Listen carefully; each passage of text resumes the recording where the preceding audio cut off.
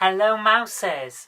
After the news that a man has been successfully sued for wrongful dismissal by his wife's carer after his wife died, I thought it was a good idea to take a quick look at how this case worked and why the court came to the decision that it did, because it'll be useful for anyone else who is in a similar situation where they have an employment contract with someone and they're employing someone essentially, and then the contract naturally ends, but they want to change it. First of all, let's have a look at the facts of the situation so we get a clear idea of what's going on here. George Lomas employed a carer, Jane Wakefield, to care for his wife Rose, and the carer was employed and paid for about 30 hours a week of care. Now, Mrs. Lomas unfortunately died, but Mr. Lomas decided that he'd like the carer to stay on and care for him for 16 hours a week. The carer, Ms. Wakefield, then resigned and sued him for constructive dismissal. Now, you might be seeing a bit of an issue with the circumstance of this case, and you'd probably be right to do so. Originally, when this case went to court, the court actually denied the case and just dismissed it.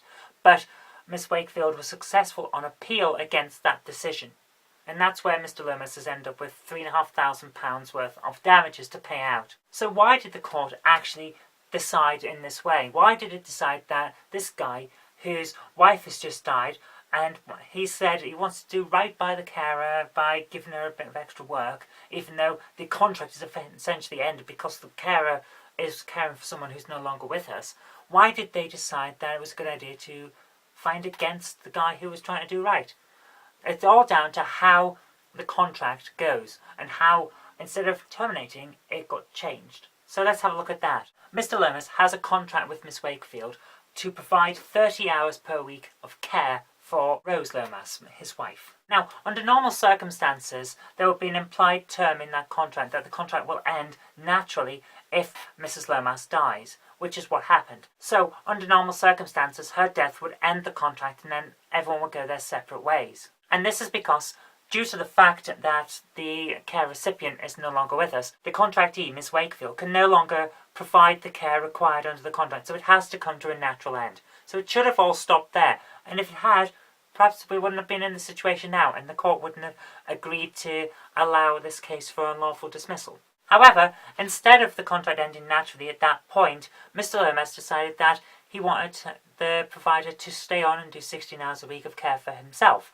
So, instead of the contract ending naturally, what's happened is he has attempted to renegotiate the contract and change its terms, quite significantly as well. In fact, he wants to halve the amount of hours worked. This prevents the natural end of the contract and puts us into a period of negotiation. Now, when one party to a contract wants to change the terms of the contract, the other party is not required to accept them. It has a choice. They can either accept the new terms or end the contract.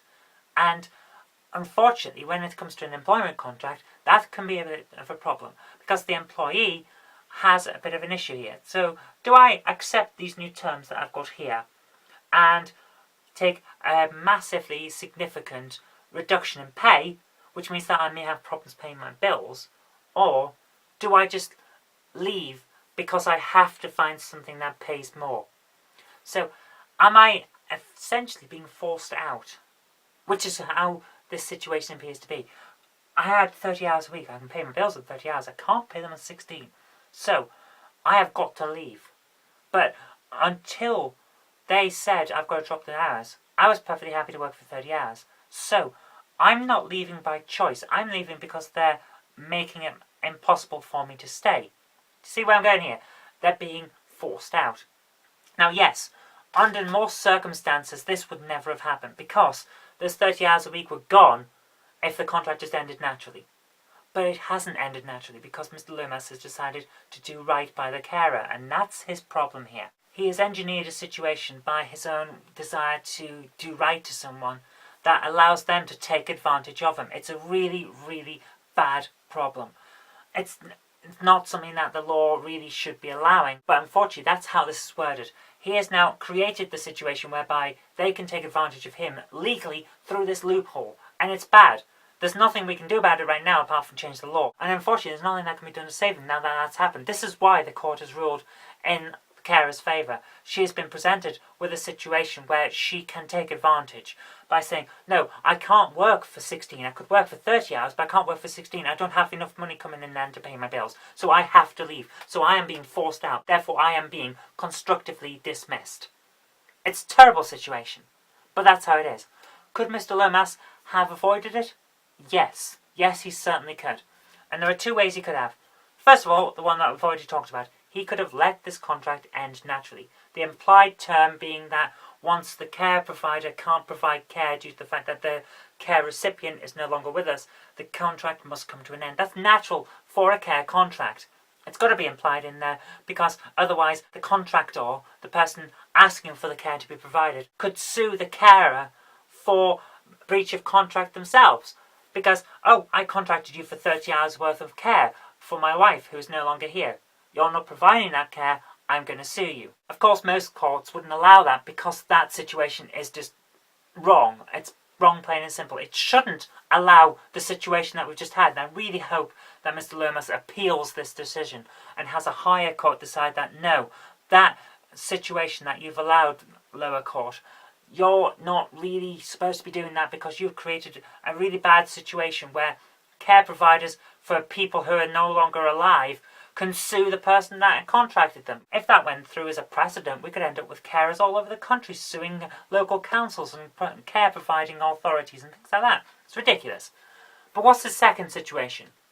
Now here's the way he could have done it, and this way would have left him completely safe. Allow the original contract to end, and then say, now the contract may have ended, but I personally would like some more care myself, so can we start anew? Can we start afresh?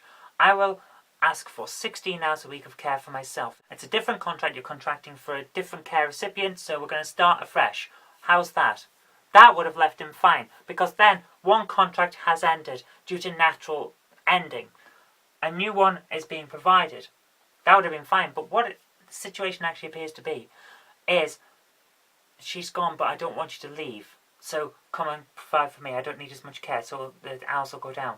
That's a renegotiation of an existing contract. That's not what you want. You want the separation in order to be safe and secure. Unfortunately, that's not what happened. I'd like him to argue that that's what he was trying for. If he went back to court and said, look, I need to appeal because I haven't explained myself properly. I wasn't asking for it to stay as one contract. It's a new situation. I wanted a new contract, not a change of the existing one. A new one under new circumstances due to the change of circumstances. I think he would have won then. But, of course, I'm not privy to the details of exactly what went on in court. I wasn't there. So perhaps there are other mitigating factors that none of the newspapers have reported on. Could well be. But as it stands, I don't like the situation. I don't like the court's decision. I think it needs to be appealed. But if everything that the newspapers said is all that was actually argued, then I can understand how it happened. And that's the best way to get around it, what I've just said for you. Okay, thank you very much for watching. If you did like this, remember to click a like button, share it with your friends so that they can see how to get around the problem that is caused by this as well. And do subscribe for future videos, because there will be more in the future. But until next time, I've been Zoe Kirk-Robinson. You've been watching The Nog Show, and I'll see you tomorrow.